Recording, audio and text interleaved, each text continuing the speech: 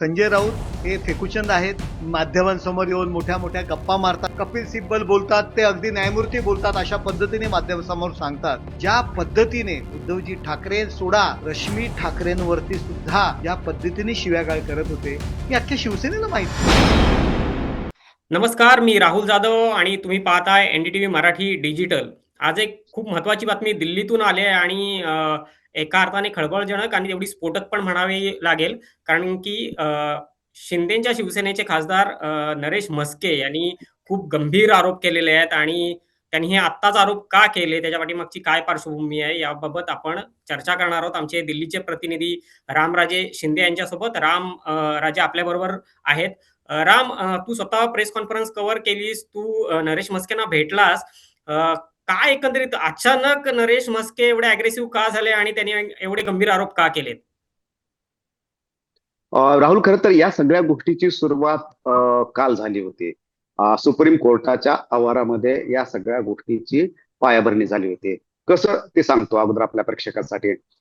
जेव्हा हे संपूर्ण सुप्रीम कोर्टामध्ये सुनावणी सुरू झाली होती, तर त्यावेळेस दोन्ही गटाचे खासदार जे आहेत ते सुप्रीम कोर्टामध्ये येत होते. एकीकडून अनिल देसाई, दुसरीकडून संजय राऊत आणि त्याचबरोबर अरविंद सावंत हे येत होते उद्धव ठाकरेंकडून. तर राहुल शेवाळे आणि नरेश म्हस्के हे येत होते एकनाथ शिंदे यांच्याकडून. आणि त्याच वेळेस जेव्हा ही संपूर्ण सुनावणी संपायची तर एकमेकावर आरोप प्रत्यारोप आणि हुज्जत ओढायची. तर त्यावेळेस काय झालं होतं की काल जेव्हा 4 वाजता ही सुनावणी संपली, तेव्हा दोन्ही गट जे आहेत ते पत्रकारांच्या समोर आमने सामने आले होते. आणि तेव्हा NDTVनेच सर्वात अगोदर तो व्हिडिओ केला होता. ज्या वेळेस नरेश म्हस्के आणि संजय राऊत हे आमने सामने आले, तर त्यावेळेस संजय राऊत यांनी सांगितले की नरेश म्हस्के, तुम्ही पण चला आमच्यासोबत पत्रकार परिषदेला. तर नरेश म्हस्के यांनी सांगितलं की नाही नाही, मी पत्रकार परिषदेला येत नाही तुमच्यासोबत, माझा पक्ष वेगळा आहे. तर त्यावर संजय राऊत म्हणाले की तुम्हाला पुन्हा नंतर आमच्याच पक्षात यायचंय. आणि त्यामुळं त्यांना बोलवलं, त्यांना आणण्याचा प्रयत्न केला. नरेश म्हस्के यांच्या मागे लागले. त्यानंतर अनिल देसाई त्यांच्या नरेश म्हस्केच्या मागे पळाले. नरेश म्हस्के पुढे गेले, म्हणले की माझा पक्ष वेगळा आहे, मी तुमच्यासोबत येणार नाही. तर हे संपूर्ण जो ड्रामा होता तो सुप्रीम कोर्टाच्या त्या पटांगणामध्ये सुरू होता. तर खरी ठिणगी जी आहे ती इथून पेटली होती.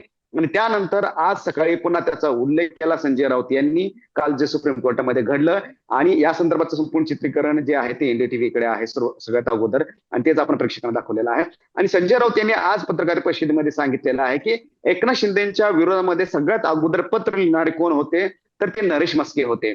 आणि हा आरोप नरेश म्हस्के यांच्यावर केला. आणि नरेश म्हस्के यांनी तो आरोप गांभीर्याने घेतला. आणि त्यानंतरच आता थोड्या वेळापूर्वी त्यांनी पत्रकार परिषद घेतली. आणि पत्रकार परिषदेमधून अनेक हल्ले जे आहेत ते नरेश म्हस्के यांनी संजय राऊतावर केलेला आहे. कोणते महत्वाचे हल्ले केलेत? पहिला महत्वाचा मुद्दा म्हणजेच की उद्धव ठाकरे यांच्या पत्नी म्हणजेच की रश्मी वहिनी यांच्या विरोधामध्ये संजय राऊत यांनी शिवीगाळ केलेली आहे, असा आरोप केलेला आहे. त्याची पार्श्वभूमी काय आहे? तर ज्या वेळेस संजय राऊत त्यांना राज्यसभेचं तिकीट द्यायचं होतं आणि ते नाव घोषित करण्यासाठी काहीसा वेळ गेला होता, उशीर होत होता.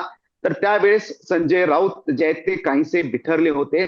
आणि त्याच रूपामध्ये संजय राऊत यांनी रश्मी वहिनींना शिवीगाळ केली होती. आणि त्यावेळेस तिथे काही आमदार सुद्धा उपस्थित होते, असं सुद्धा नरेश म्हस्के यांनी सांगितलेलं आहे. त्यामुळे या सर्व कार्यकर्त्यांच्या समोर रश्मी वहिनींना शिवीगाळ केली. परंतु जेव्हा आपण विचारलं, NDTVने जेव्हा नरेश म्हस्के यांना विचारलं की जर शिवीगाळ केली तर रश्मी, जर राज्यसभेचं तिकीट देण्यासाठी उशीर झाला तर त्याच्यामध्ये रश्मी वहिनींचा काय रोल आहे? कारण हेच ठरवत होते संपूर्ण उद्धव ठाकरे. तर त्यांचं म्हणणं आहे की रश्मी ठाकरे या पडद्याआडून सगळे कोणाला राज्यसभा द्यायची कोणाला नाही या संदर्भामधले निर्णय घेत होत्या. आणि त्यामुळेच संजय राऊत यांचा राग जो आहे तो उद्धव ठाकरेपेक्षा रश्मी ठाकरेवर जास्त होता. आणि त्यामुळे त्यांनी शिवीगाळ केलेला आहे. हा गौप्यस्फोट केलेला आहे. याचा पुरावा आहे किंवा नाही हा मुद्दा सोडा, परंतु त्यांनी आरोप केलेला आहे. पुरावा मात्र कोणताही नाही नरेश म्हस्केवर, आरोप हा आहे. दुसरा महत्वाचा मुद्दा कोणता आहे? तर उद्धव ठाकरे जेव्हा मुख्यमंत्री झाले, त्यांना मुख्यमंत्री पदावरून हटवण्यासाठी, काढण्यासाठी कट जो आहे तो संजय राऊत यांनी आखलेला होता. आणि पवई मधल्या एका रॅडिसन हॉटेलमध्ये या बैठका घेतल्या. काही आमदारांना तिथं बोलवण्यात आलं आणि त्या आमदारांना सांगण्यात आलं की तुम्ही उद्धव ठाकरेंच्या विरोधामध्ये भूमिका घ्या. ते आजारी आहेत, सभागृहामध्ये येत नाहीत, मंत्रालयामध्ये जात नाहीत, मग असा मुख्यमंत्री राज्याला कसा चालेल? त्याच्या ऐवजी आपलं नाव पुढे करा, अशा प्रकारची भूमिका संजय राऊत यांनी त्या आमदारासमोर मांडली. परंतु आमदारांनी ऐकलं, बाहेर आले, हसले आणि निघून गेले. असं नरेश म्हस्के यांनी सांगितलेलं आहे. त्यामुळे संजय राऊत यांना कोणी सिरियसली घेतलं नाही. मात्र उद्धव ठाकरे यांना मुख्यमंत्री पदावरून काढण्यासाठी, त्यांची खुर्ची बळकावण्यासाठी एक प्रकारे कट जो होता तो संजय राऊत यांनी शिजवला होता, असा आरोप करण्यात आलेला आहे.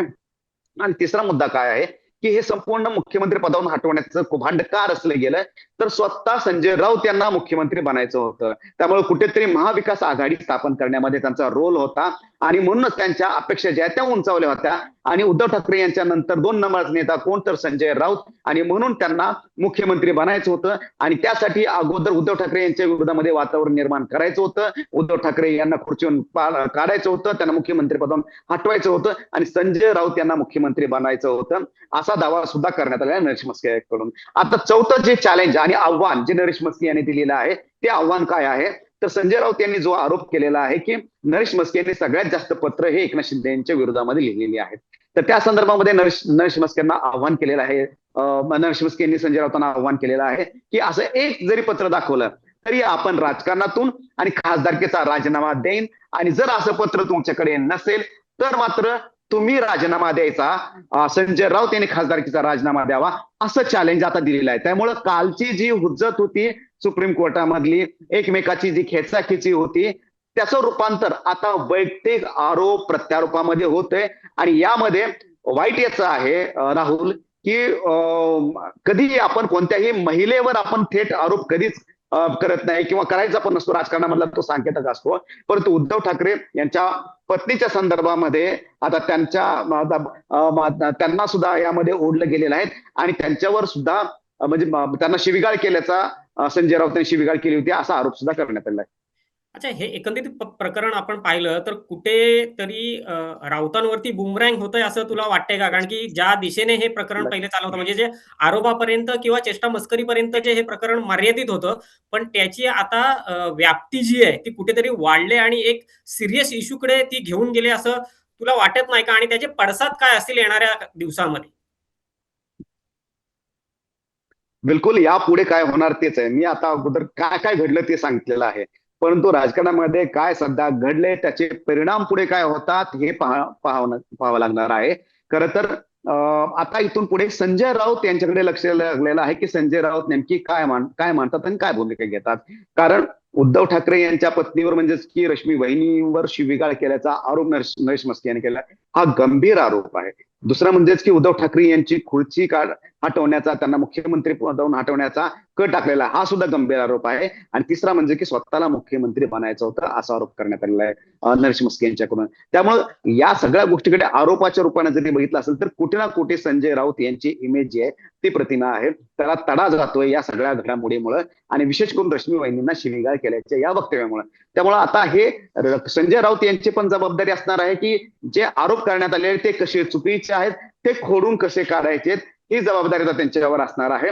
आणि दुसरं म्हणजेच की जेव्हा या हॉटेलमध्ये बैठका घेण्यात आल्या तेव्हा कोण कोण आमदार होतं ते जर बोलायला जर पुढे आले तर मात्र संजय राऊत यांची आणखीन गोची होऊ शकते. खरं तर अशी बैठक झाली का नाही झाली, एनडीटीव्ही म्हणून आपण कोणत्याही गोष्टीची पुष्टी करत नाही किंवा असं घडलं होतं का नव्हतं आपण तसं सांगू शकत नाही. मात्र हा नरेश म्हस्के यांचा आरोप आहे, एकनाथ शिंदे गटातील खासदाराचा हा आरोप आहे आणि तो आहे उद्धव ठाकरे यांच्या गटातील संजय राऊत या खासदारावर हा आरोप आहे. त्यामुळे आरोप आणि प्रत्यारोप हे आहे, त्याच्यामध्ये तथ्य किती आहे हे आपल्याला माहित नाही. परंतु जर असं त्यामध्ये तथ्य असेल, जर हॉटेलमध्ये अशी बैठक झाली असेल उद्धव ठाकरे यांना हटवण्यासंदर्भामध्ये, तर त्या बैठकीला कोण कोण आमदार उपस्थित होते हा पहिला मुद्दा आहे. ते आमदार तेव्हा गप्प बसले होते का उद्धव ठाकरे यांना जाऊन त्यांनी हे या संदर्भात त्या सगळ्या गोष्टी सांगितल्या होत्या, हे सुद्धा पाहावं लागणार आहे. आणि त्याचबरोबर जर उद्धव ठाकरेच्या कानावर या गोष्टी गेल्या असतील तर मात्र मग उद्धव ठाकरे यांनी संजय राऊत यांच्या संदर्भातची कठोर भूमिका का घेतली नाही, असे अनेक सवाल आता निर्माण झालेले आहेत. त्यामुळं जे बाहेरचं राजकारण होतं, सुप्रीम कोर्टातलं राजकारण, संसदेतलं राजकारण, रस्त्यावरचं राजकारण, ते आता घरापर्यंत गेलेलं आहे, थेट उद्धव ठाकरेंच्या घरामध्ये गेलेलं आहे, थेट रश्मी वहिनीपर्यंत हे राजकारण गेलेलं आहे असं म्हणता येईल.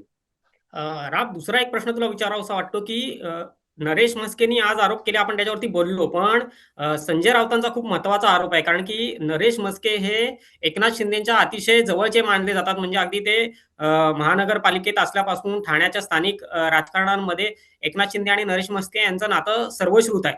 आणि अशा वेळेला ज्यावेळेला फूट पडली होती, त्यावेळेला नरेश म्हस्के हे तेच व्यक्ती होते, जे वारंवार एकनाथ शिंदेच्या विरोधात पत्र देत होते. असा आरोप संजय राऊतांनी केलाय. तर त्या आरोपाकडे तू कशा पद्धतीने बघतोय? म्हणजे एकंदरीत नरेश म्हस्केंना कुठेतरी संजय राऊत ट्रॅप करायला गेले आणि स्वतः ट्रॅपमध्ये अडकले, की काय घडलंय नक्की? बिलकुल राहुल, असंच म्हणावं लागेल. कारण हे जाळं होतं ते नरेश म्हस्के यांच्यावर टाकण्यात आलं होतं, की नरेश म्हस्के हे कशा पद्धतीनं एकनाथ शिंदे यांच्या विरोधामध्ये काम करत होते या बंडांच्या नंतर पण. आणि त्यांनी कसं एकनाथ शिंदेच्या विरोधामध्ये, म्हणजेच की एक प्रकारे संजय राऊत यांनी हा मुद्दा मांडून एकनाथ शिंदे यांच्या पक्षातील खासदार हे एकनाथ शिंदे यांच्या विरोधामध्ये कसे वागले आणि ते किती अस्वस्थ होते हा सांगण्याचा प्रयत्न केलाय. आणि तो यासाठीच की सध्या शिवसेनेमध्ये सुद्धा ती अस्वस्थता, म्हणजे की एकनाथ शिंदे यांच्या पक्षातील अस्तित्व अस्वस्थता जी आहे ती आणखीन वाढीस लागावी या संदर्भामध्येच हे केलेलं वक्तव्य होतं. परंतु त्याला नरेश म्हस्के यांनी उत्तर दिलेलं आहे. एवढं पण म्हटलेलं आहे की त्या काळामध्ये जेव्हा एकनाथ शिंदे यांनी बंड केलेलं होतं, तर त्या काळामध्ये संजय राऊत यांनी नरेश म्हस्केंना अनेक फोन केले होते आणि त्या फोनचं कॉल रेकॉर्ड जे आहे ते सर्वांच्या समोर आणावं असं सुद्धा नरेश म्हस्के यांनी दावा केलेला आहे. त्यामुळे कुठेतरी संजय राऊत आणि नरेश म्हस्के यांचं त्या कालावधीमध्ये संभाषण झालं होतं.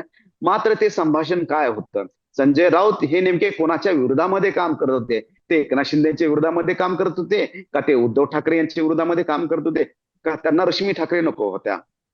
तर या सगळ्याचं गुपित जे आहेत त्या कॉल रेकॉर्डिंग मध्ये लपलेले आहेत. हे रेकॉर्ड झालेले का नाहीत माहित नाही, परंतु नरेश म्हस्के यांनी मागणी केलेली आहे की असे जे कॉल होते तर ते कॉल रेकॉर्ड आता काढावेत आणि त्याच्यामधून संजय राऊत काय काय बोलले ते कळेल. याचाच अर्थ काहीतरी संवेदनशील अशी माहिती असणार आहे त्या रेकॉर्डिंग मध्ये. आणि ती नेमकी कोणती माहिती असणार आहे, काय माहिती असणार आहे, ती वेळ आल्यानंतरच कळेल. परंतु हे फक्त आरोप आणि प्रत्यारोप आहेत राहुल. ठोस पुरावा कोणाकडेही नाहीये. नरेश म्हस्केंनी पत्र लिहिल्याचा पुरावा संजय राऊताकडे आहे का? तो दिसत नाहीये. दुसरा, नरेश म्हस्केंनी जे आरोप केले संजय राऊतावर, लक्ष्मीबाईंना शिवी उद्धव ठाकरे यांना मुख्यमंत्री पदावर हटवून स्वतः मुख्यमंत्री, त्याचे कोणते पुरावे आहेत का ते सुद्धा दिसत नाहीये. त्यामुळे दोघांनाही आता पुरावे समोर आणावे लागतील. संजय राऊतांना एकनाथ शिंदेच्या विरोधामध्ये जे नरेश म्हस्केंनी पत्र लिहिले तो पुरावा दाखवा लागेल आणि नरेश म्हस्केंना मुख्यमंत्री पदावरून हटवण्यासाठी संजय राऊत यांचा कसा रोल होता, त्या हॉटेलमध्ये कोणते आमदार होते, त्यांची नावं सांगावं लागतील आणि त्यांना समोर आणावं लागेल. हा पुरावा सुद्धा आणावा लागणार आहे. राम, शेवटचा प्रश्न.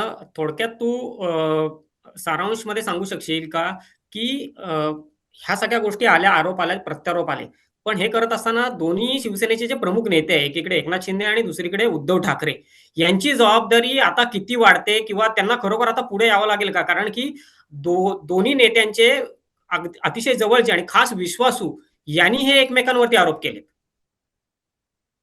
बिलकुल राहुल, मी तर असं म्हणेल की सध्याचा हॉट टॉपिक कोणता आहे तर सुप्रीम कोर्टातील सुनावणी, बरोबर. परंतु या आरोपामुळे सुप्रीम कोर्टाच्या सुनावणीला सुद्धा मागे टाकलेला आहे आणि एक नंबरवर बातमीमध्ये किंवा चर्चेमध्ये हे आरोप प्रत्यारोप आलेला आहे. तर त्यामुळं हे आरोप जरी गंभीर असले तरी मला असं वाटतं की दोन्ही जे नेते आहेत ते सुज्ञ नेते आहेत. एकमेकांच्या घरामध्ये ते डोकवणार नाहीत, एकमेकावर वैयक्तिक आरोप ते करणार नाहीत, कोणत्या महिलेवर सुद्धा ते आरोप करणार नाहीत असं मला वाटतं. त्यामुळे कदाचित इथून पुढे एकनाथ शिंदे या संपूर्ण आरोपापासून हात झटकतील किंवा आपल्याला काय माहित नाही. हे नरेश म्हस्के हे खासदार जरी आमच्या पक्षाचे असले तरी त्यांना त्या आलेला अनुभव आहे, त्यांना ती माहिती असेल तर त्यांना माहिती आहे. मात्र एक गोष्टीवर एकनाथ शिंदे बोलू शकतात, ते म्हणजेच की उद्धव ठाकरे यांना मुख्यमंत्री पदावरून हटवण्यासाठी आणि त्याचबरोबर स्वतः मुख्यमंत्री बनावं म्हणून संजय राऊत यांनी काय प्रयत्न केलेले आहेत का या मुद्द्यावर ते बोलू शकतात. मात्र रश्मी ठाकरे यांच्या मुद्द्यावर ते कदाचित मौन बाळगू शकतात. तर दुसरीकडे उद्धव ठाकरेंची आता अडचण ही झालेली आहे की नरेश म्हस्के यांनी आरोप केला, कारण कधी काळी नरेश म्हस्के हे सुद्धा उद्धव ठाकरे यांच्या जवळचेच होते. त्यामुळे त्यांनी जे आरोप केलेले आहेत तर त्या आरोपामध्ये किती तथ्य आहे आणि उद्धव ठाकरे यांना आपला जो राईट हँड आहे त्यांच्या वतीनं सारखं मीडियामध्ये असेल किंवा वेगवेगळ्या प्लॅटफॉर्मवरून लढणारे, संसदेमध्ये सुद्धा लढणारे नेते म्हणजे की संजय राऊत आहेत.